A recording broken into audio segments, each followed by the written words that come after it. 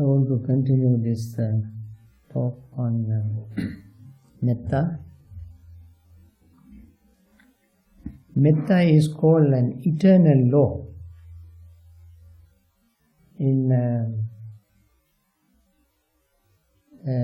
Dhammapada, there is a very famous stanza, Nahi verena verani sammanti da kudachanam averena cha sammanti esa dhammo sanantano. Hatred will not be appeased by hatred. Hatred will be appeased only by love alone. This, Buddha said, is a Sanatana Dhamma. Sanatana Dhamma means eternal law. That means the practice of Metta, cultivating Metta, is not the Buddha's invention. It is eternal. It's always just like any other Dhamma. This particular Dhamma is eternal. What we are trying to do is to put it into practice, manifest it through our activities.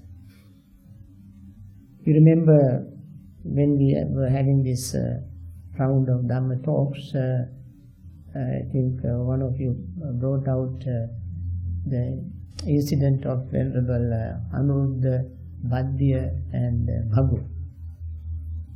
Anuruddha, Bhaddiya, Bhagu were 3 months. They were living in a forest, and these three lived in peace and harmony. So one day they visited the Buddha. Then Buddha asked them, have you been living in harmony, seeing each other's with loving eyes? That means seeing each other's with the thought of loving friendliness, and speaking to each other's with loving friendliness, and doing things with loving friendliness, like Khirodaki Bhuta, like water and milk. Water and milk mix so well. Have you been living like that? They said yes. When Anuruddha representing everybody, he said we were living like that. Then Buddha asked them, how did you do that? What did you do? They said, of course these things they learn by themselves, by associating with them. They said, well, when we go out in our different individual ways of collecting our alms food, when we come back, whoever comes back first, if there is no water in the water pot, we bring water. If the seeds are not arranged, that first one who comes first arrange the seeds. When the place is not swept, the one who comes first sweep the place. And we don't wait for one of the others to come and do the job. And we don't say, well, this is not my job, let him do it. And why should I do it every day? So and so also can do it. I don't have to do every day all this by myself. And he also is here on his own. We don't have servants. He also has hands and legs. He is also healthy. Why doesn't do his work? We don't do that. We don't say that. We don't think that. We, whether in presence or absence, we think of each other with think of each other with loving thoughts. In presence and absence of each other, we always talk good of them. Not only to their face, but even in their absence, we talk their good qualities. And whenever there is a job to be done, suppose one of them has to mend a rope, one of us would postpone our own personal thing and go and work, help him to finish his work. Suppose he has a bowl to burn, it is rusty, he wants to oil it and burn it to look it nice. So we all go and help him to do that, to collect firewood and burn it and oil it and so forth. And if his kuti is to be repaired, we all go and help him to repair the kuti. And each one of us postpone our own personal things and help the other person. And they never complain. This is our way of living. And therefore, whenever we see each other, we can see with loving thoughts, with smiling face, loving thoughts, we can see each other. When we think about them, think about each other, we can think with loving thoughts. This is what is called real loving friendliness. When we read this story, it also occurred to us. There is another place the Buddha mentioned in Dhammapada.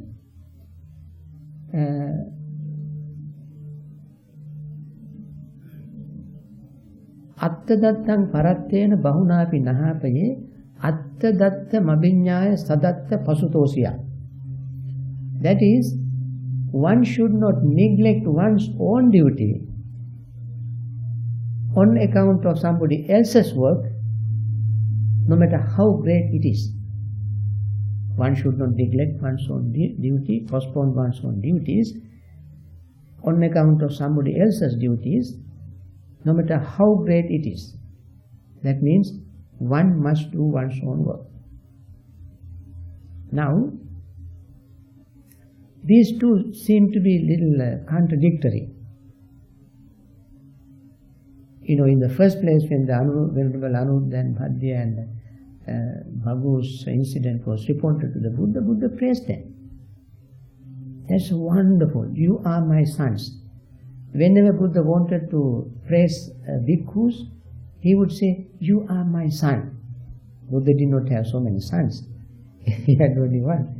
But whenever he wanted to praise a bhikkhu, he would say, you are my son. And he praised what this one did.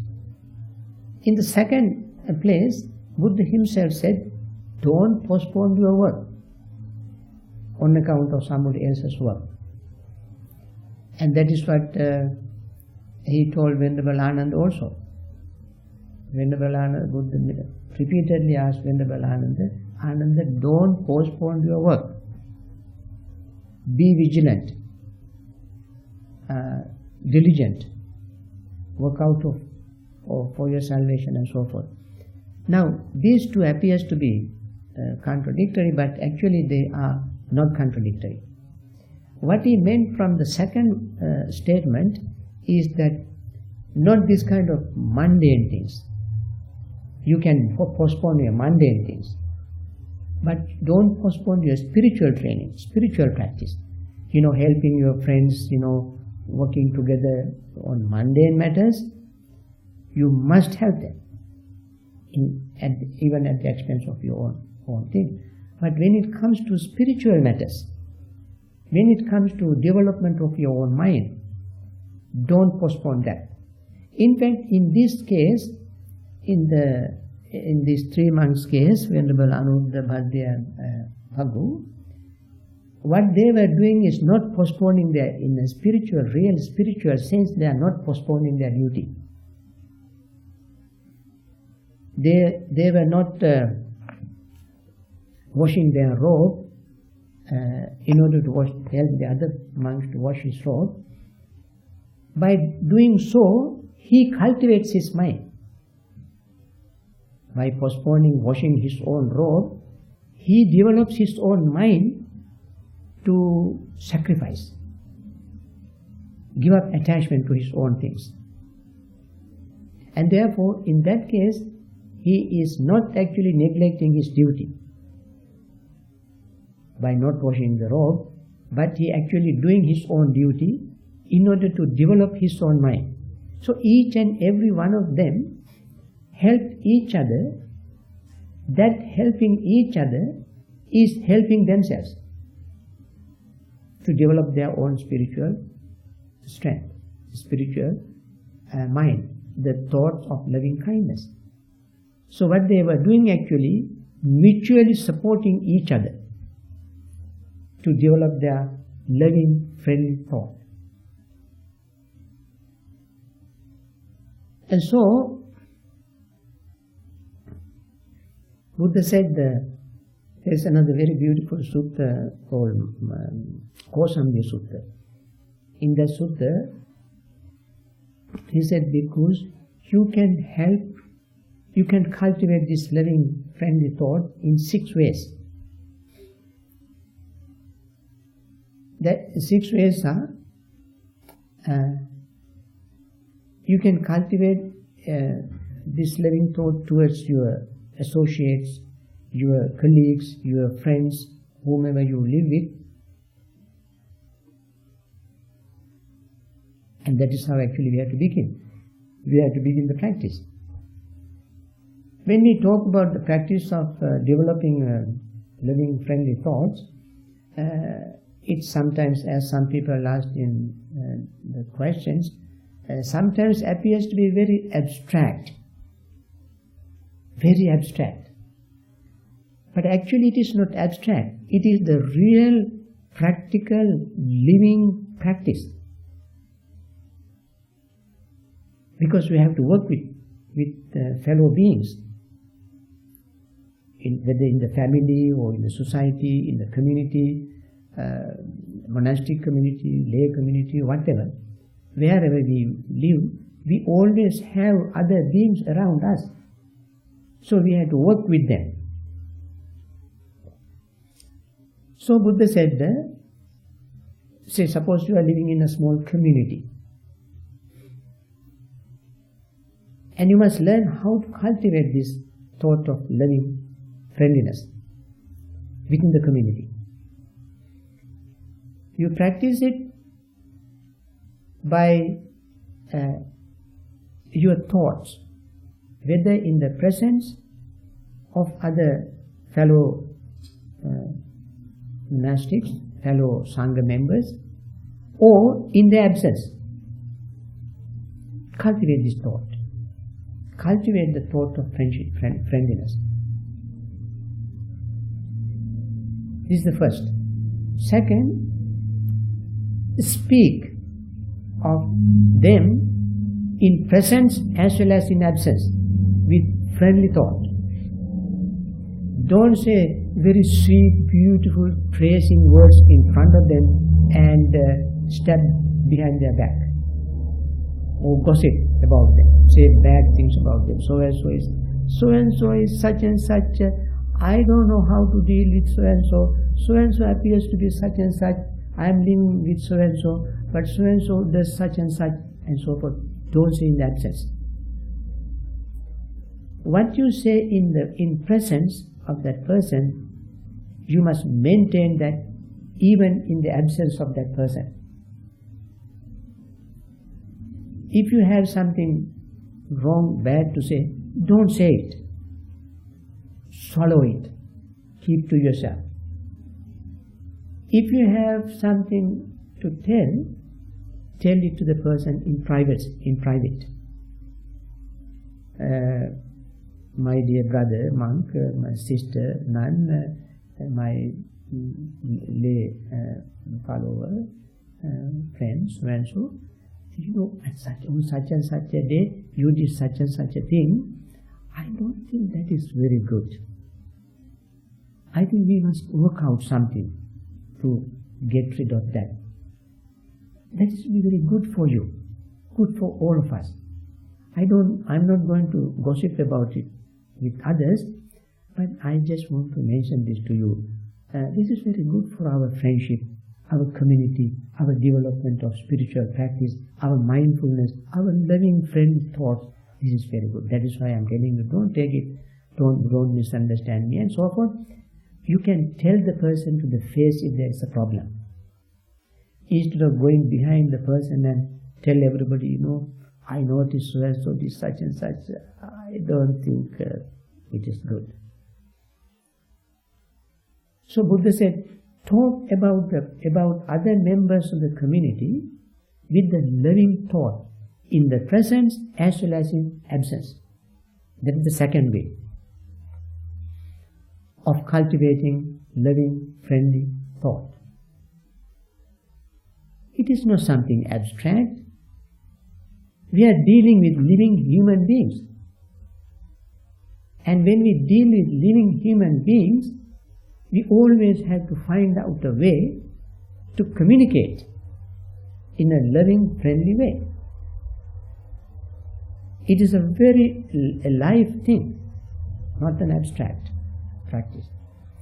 Third way is do things for the members of the community with loving, friendly thought in presence of the person or in absence. You may do certain things to please the person in his presence. When he is not there, you may not do it. You may behave in certain way just to please the person in his presence, and you do behave in certain other way regardless without caring for the person's feelings. If the person come to know about what you have done in his back, behind his back, then the person will be disappointed.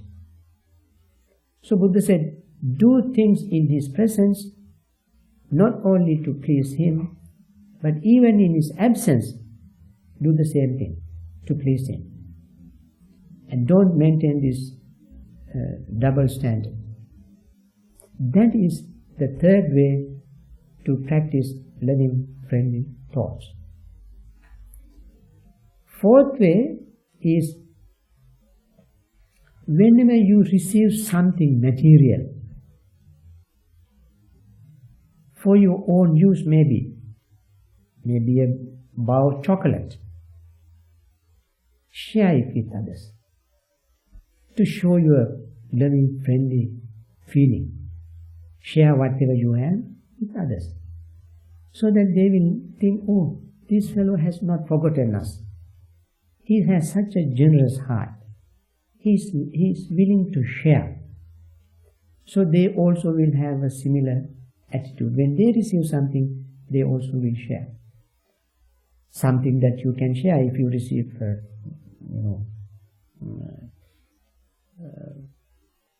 one toothbrush. You cannot share it with others.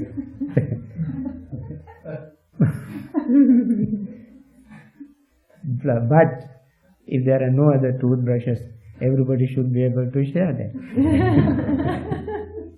In a remote place. Only thing is to wash it properly and use it.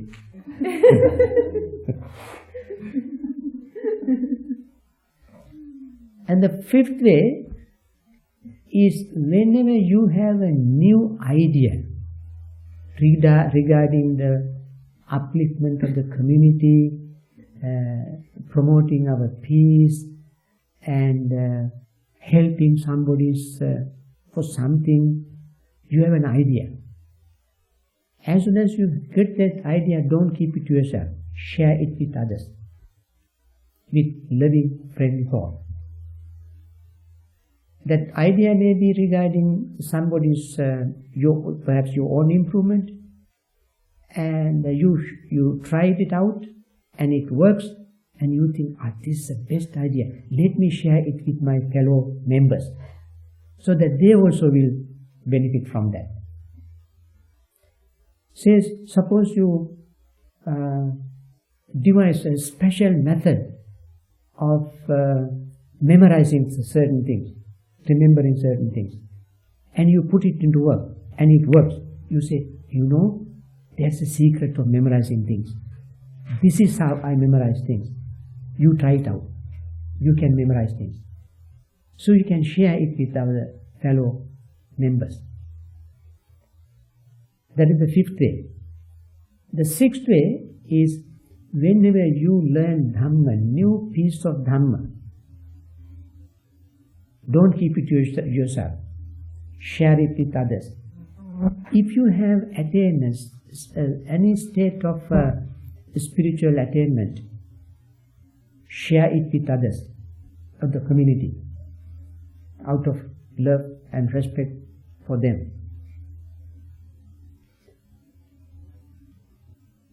This is the six ways of developing loving, friendly attitude towards fellow members in a community.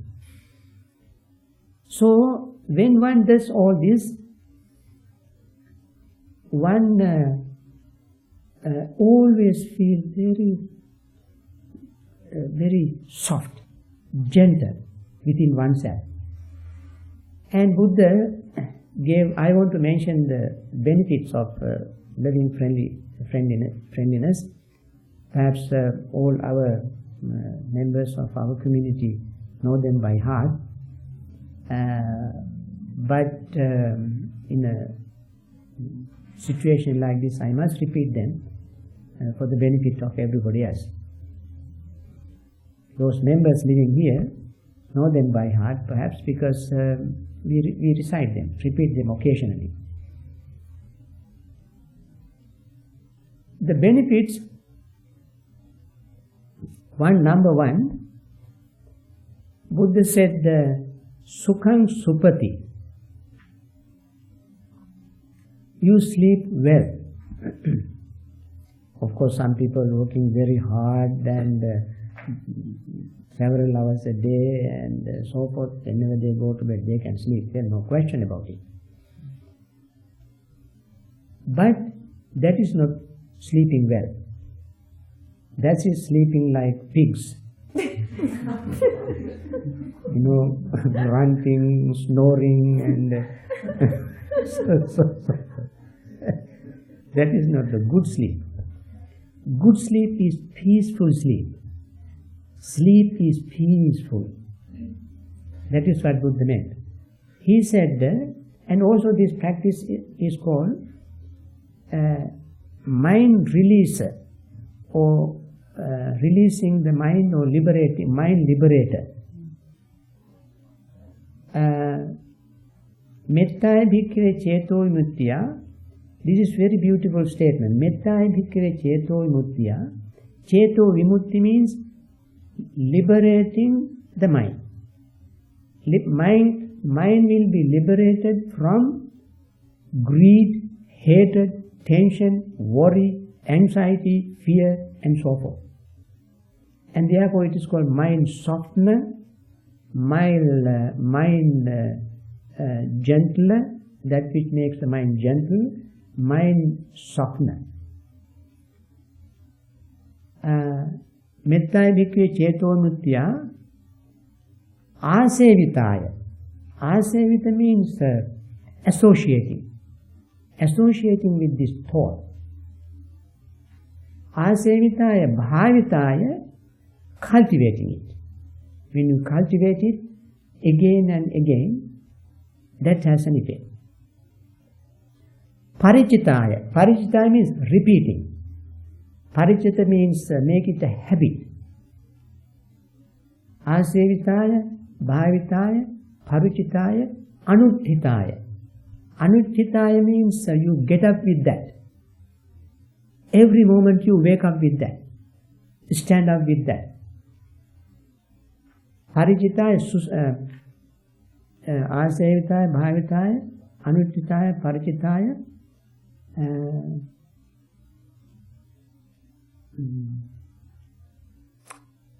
asevitaya, bhavitaya, anuttitaya, parijitaya, susamaradhaya.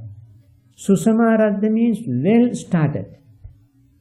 You start your day with this, and that starting is called well started. When you cultivate the practice of loving kindness in this way, your entire mind and body is filled with this thought of loving friendliness. You are not sitting and in meditation 10-15 minutes and recite it and forget about it. Not like that. And you are not making it a philosophy out of that. Not make some kind of theory out of it. You are putting it into practice every single day in your action. And that is how when you go to sleep, you sleep peacefully. Sukham supati. Now, if not, you cannot sleep well.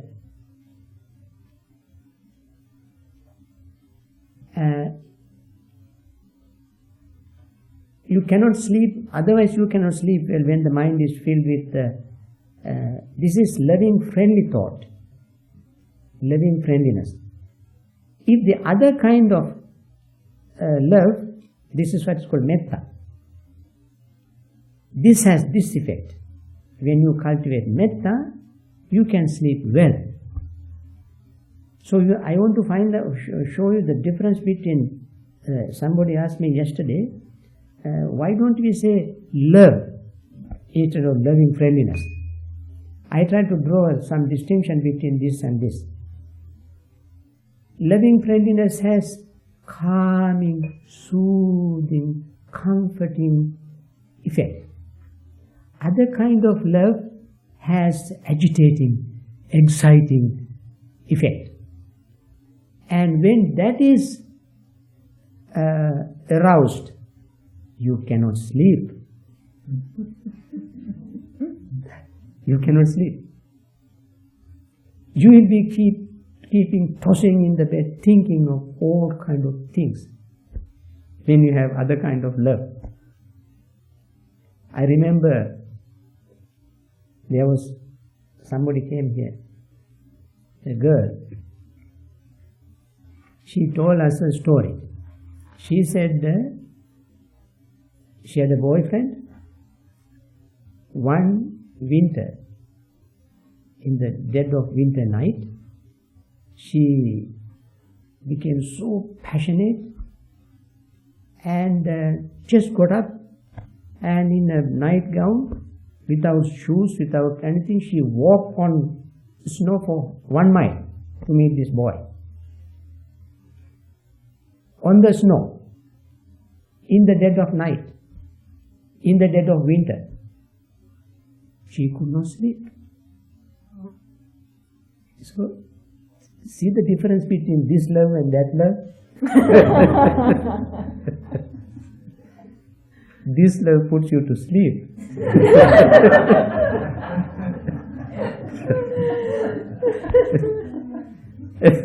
That love keeps you up, agitated, excited.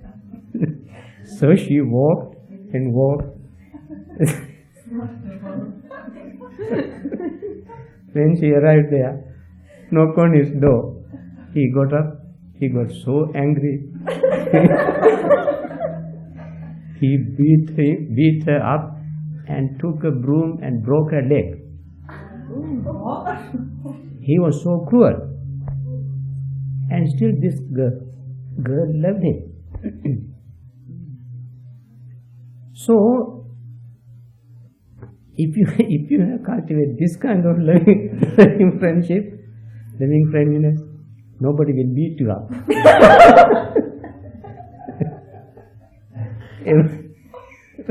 Everybody will accept you. You can see the difference between these two.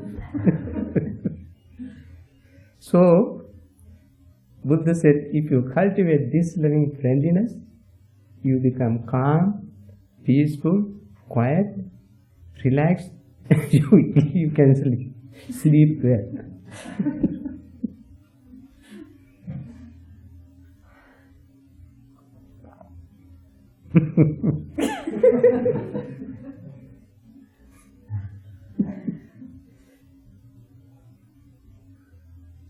Then,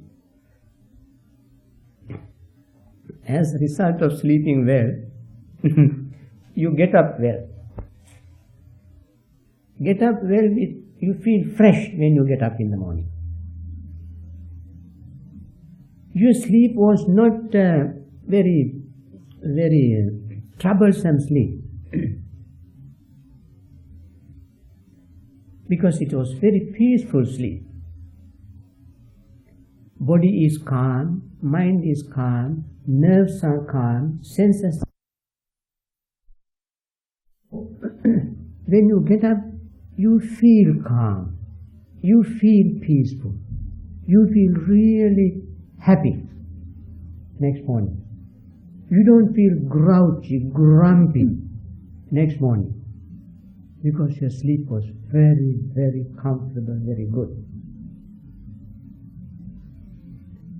And in between sleep and getting up, na papakan supinam pasati. You don't have the nightmares. Whatever dream you have will be a good, meaningful dream. Premonistic dream telling you something meaningful. Actually, when you have meaningful dreams, that can even help you to plan your life, because you keep a record of meaningful dreams. Not all dreams are always meaningful. Some dreams are really, really meaningful.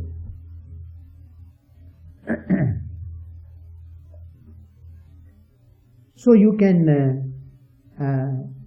make your entire day's work, day's activities according to your dream plan. Then you become manussanam piyohoti. You become pleasant to human beings. Because your senses are calm, mind is calm, your body is calm, your activities are calm, you are peaceful, naturally people like you.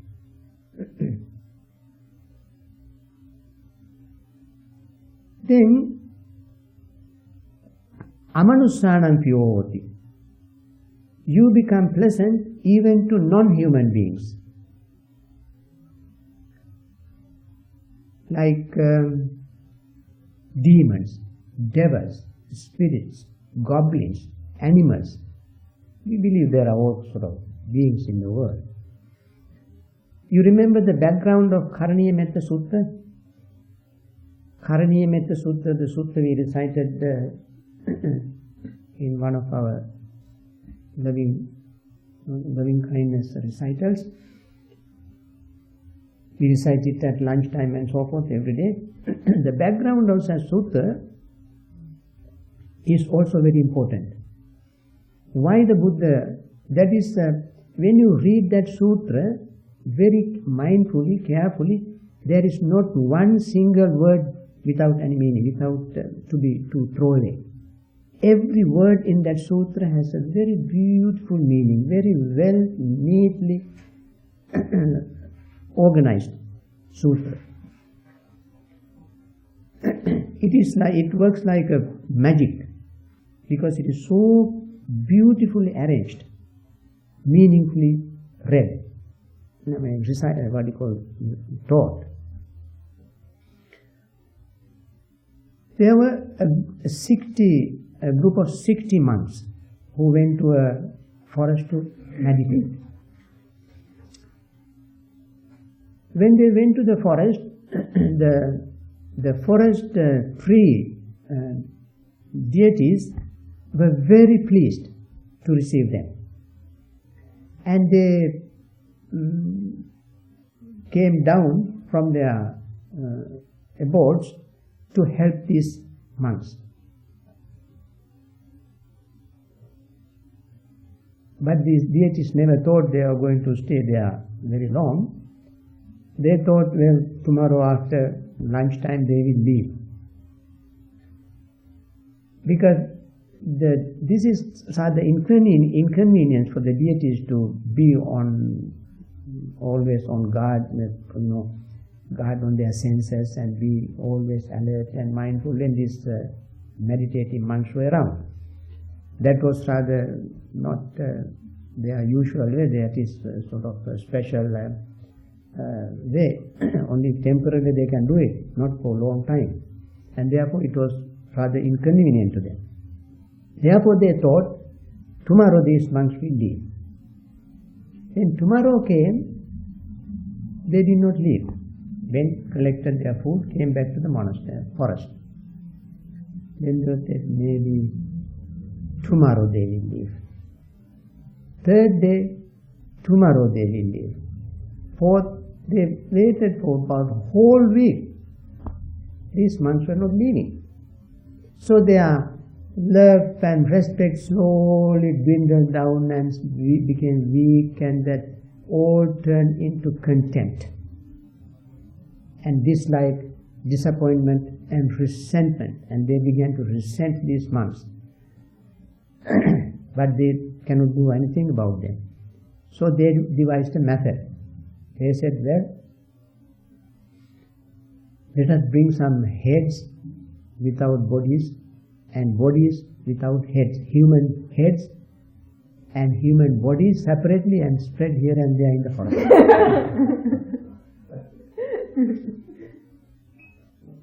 So when these monks walk around at night, they stumble over a dead body without head.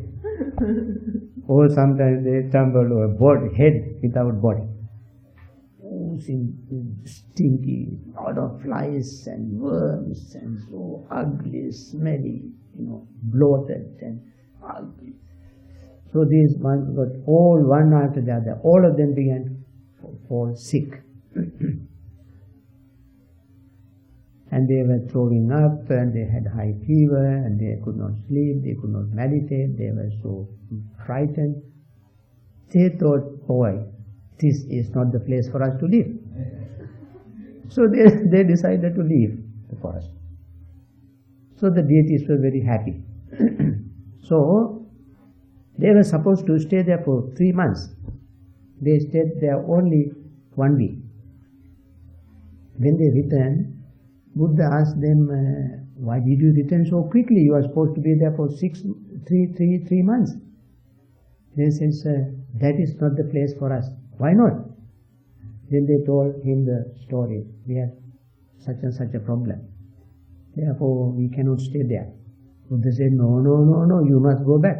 That is the place for you to go. They said, sir, please, we protest. We cannot go. No, don't say that. Go back.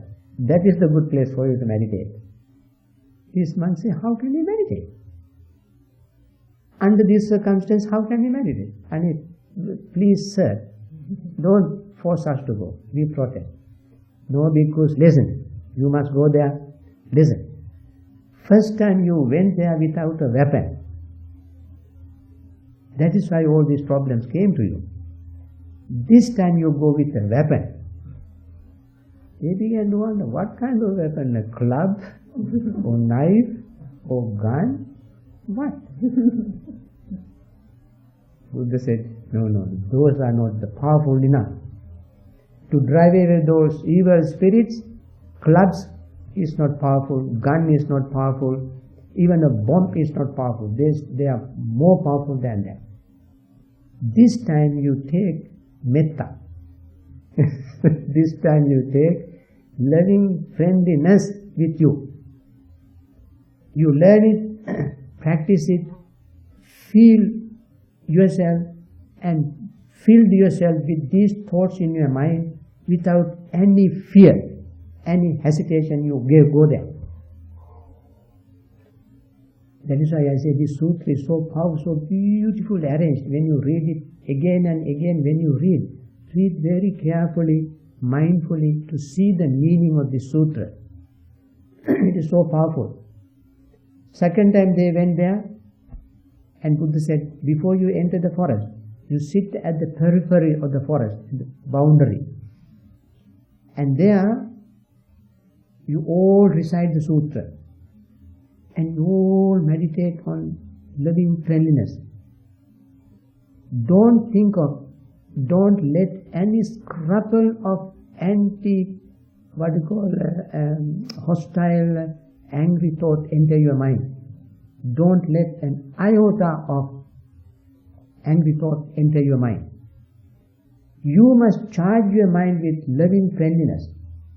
Build it up within yourself. Meditate, and then slowly walk into the forest. That's what they did.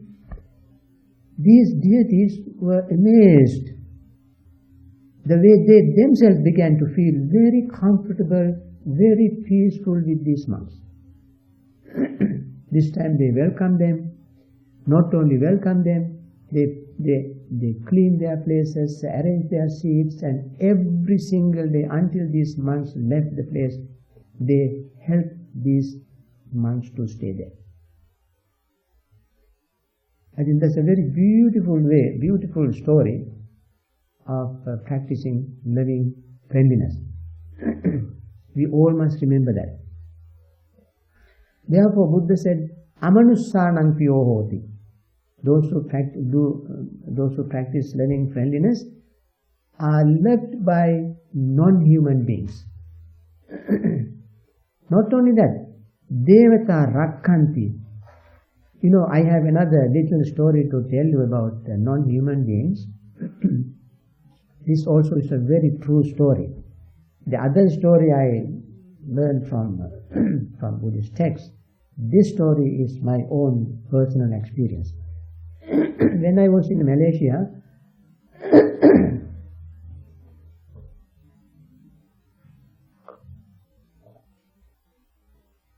I keep these stories in my mind because they really convey the real message of the Buddha, the truth. Not only the Buddha, the message of the fundamental message of all religions. Behind our temple in Kuala Lumpur, there was a man who had this German Shepherd dog. Very big dog. And he was very fierce. He would not let somebody walk on the road. The dog was always on the leash. And still he would try to break the leash and try to come out of the fence and bite people. That kind of very vicious dog. So one day, the owner had given him some chicken, and one chicken bone stuck in his throat. And nobody could get close to the dog to remove it. And for several days this dog could not eat. And he was still, growling at people when somebody gets close to him, even to remove this chicken bone. So this man thought the best thing is to put him to death, put him to sleep. So he was taking him to vet. And he was taking him to the animal doctor, and going by another house. In that house there was a little boy, 4-year-old boy. This boy is known in the family and in the neighborhood to be most compassionate child. Seeing this man taking the dog, this child saw the dog in the past. He has seen this dog many times, but that day dog was very thin. And this boy came out and asked the man, "Why you want to take the dog? Where you take?" He said, "I'm going to put him to sleep." "Why?" Then he told him the reason. Then this boy said, "Please let me have the dog." He said, "How can you have the dog? You cannot get close to him. He's a very, very mean dog." This boy said, No, never mind. Let him have the dog." And then he got his parents come out of the house, And parents also begged this man to give the dog to this boy. And when the parents approached this man, the owner of the dog, he said, okay, but be careful. Don't get close to him. You cannot remove this the bone from his throat. The boy said, never mind, let the dog be here. So everybody agreed, so they left the dog there and they tied him to a post. And this boy went up to the dog and straight away he put his hand into the mouth of the dog and pulled the chicken bone out of his mouth. And this dog didn't do anything to this little child. And since then, this dog became most friendly, most gentle, very beautiful dog. And the boy kept the dog until the dog died. Now, this child's compassion, the dog felt. Everybody else approached the dog with the owner approached the dog with his authority. And others approached him with fear. This boy did not have any fear of this dog. All he had was his love and compassion for the dog. He is known for his compassion in the whole neighborhood. For his siblings, his parents, his grandparents, for neighbors, for everybody. And this moment he really proved his compassion. And dog recognized it. I know the story quite well because this happened right near our monastery in Kuala Lumpur. Therefore, when we practice this, we must have confidence in ourselves that this is going to work. Amanusanam Kriyanoti, Devata Rakkanti, Buddha said. Devata Rakkanti. Those who practice loving, friendly thought all the time do not emanate, do not generate negative hormones in their body. And therefore even deities protect them, guard them.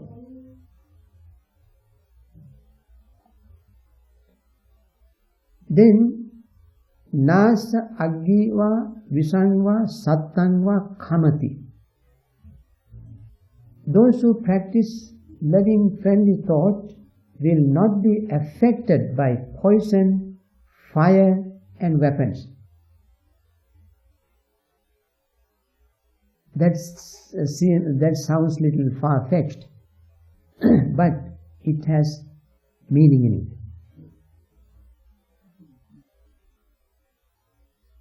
Those who practice this thought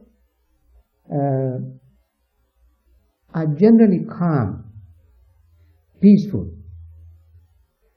Even when poison enters their body, it will not affect them as strongly as those who do not practice this.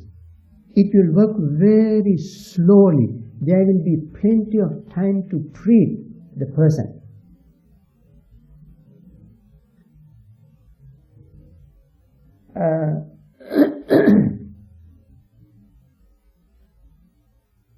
Weapons,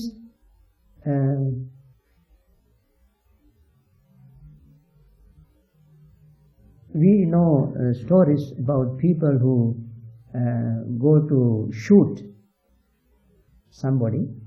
I was told by somebody in Sri Lanka who was practicing loving friendliness.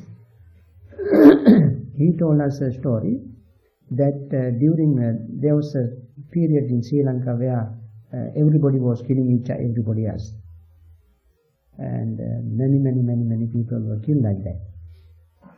During that time, a young man came to this man and one night, and he took a revolver and aimed at him and said, "Sir, I have an order to kill you." So this man, he said he is practicing loving friendliness, loving kindness. Even at that moment, he said, "Of course you have every right to shoot me, because you are my student. I remember you when you were a little boy. I've been teaching you. Now you have grown up, so you have good enough reasons to kill me." Then this boy said, "But sir, how can I shoot you? I cannot shoot you because you are my teacher." So this man again said, "That is the reason for you to shoot me." Then he said, "If I don't shoot you now, my other colleagues who are behind me will shoot me." Then he said, "You shoot me." So the boy said, "Please run. I shoot in the air, so that they will think that I shot you." He said, "Young man, I don't have to do that. You do whatever you want. Because I have no animosity towards you. You are still my boy. You are still my student. I have no reason to get upset with you. Do whatever you want." And this boy actually shot in the air and joined the other gangs and went away, and did not shoot this man. He said it is purely because of his practice of loving friendliness, this boy didn't have enough guts to pull the trigger. This sort of things is possible when we practice loving friendliness. People generally, if they come to face, for no reason to shoot, they will not shoot. Because they recognize, they feel, how can I shoot this person who is so innocent, so friendly, so gentle, so kind, full of loving, friendly thoughts? How can I shoot? They won't shoot. And Buddha said this is true. Tuatan chittan mukhavanno vipasidati. Buddha said those who practice loving friendliness, their face becomes beautiful, pleasant. So if you want to be beautiful, that's what you have to do. Don't use too much cosmetic. Practice loving friendliness. It will come, from within and express through your face. Friendliness will express through your face. And the other things are all out superficial beauty, but the true beauty comes from the practice of loving friendliness. It comes always out of you. In the morning, in the evening, at night, any time when somebody looks at you, if you are practicing loving friendliness, you will be beautiful. You see, mukhavanno vipasidati. Tuvatang chittan samadhyati. When we try to practice meditation, because you have already done our groundwork to gain concentration. Buddha said, when you practice loving friendliness, you gain concentration. To gain concentration, we have to have a calm and peaceful state of mind. So, Stuvatan Chittan Samadhyati Asammulo Kalang Karoti. When we die peacefully, without any confusion. Only when we die peacefully, that we will be able to recollect our previous lives. If we die with a confused state of mind, we may not be able to remember our previous lives. So if you want to remember this life, next life, See? Practice this loving friendliness and try to die peacefully. So you will have a peace. That is what we call real peaceful death. Peaceful death. Actually, many people die not peacefully. Many people die with a lot of confusions, a lot of mental agitation, disappointment, upset. So if we keep practicing this all the time, again we can die peacefully. And if you gain concentration, you can gain dhyanic experience, you can gain through insight and so forth in this very life, and even attain the stages of enlightenment. But Buddha said, Uttaring appati vidyanto, if you don't gain higher stages of meditative attainments, Uttaring appati vidyanto Brahma lokupa gohoti. You will be reborn in Brahma realms. There are many, 16 realms called Brahma realms. Why 16? For you to choose whatever you want. If you practice loving friendliness, you choose one of them, and you can be born there as a Brahma. One thing, when you are born as a Brahma, there is no gender discrimination. So even there you have the advantage. Don't have to worry about gender. You all are in one gender. I don't know what it is.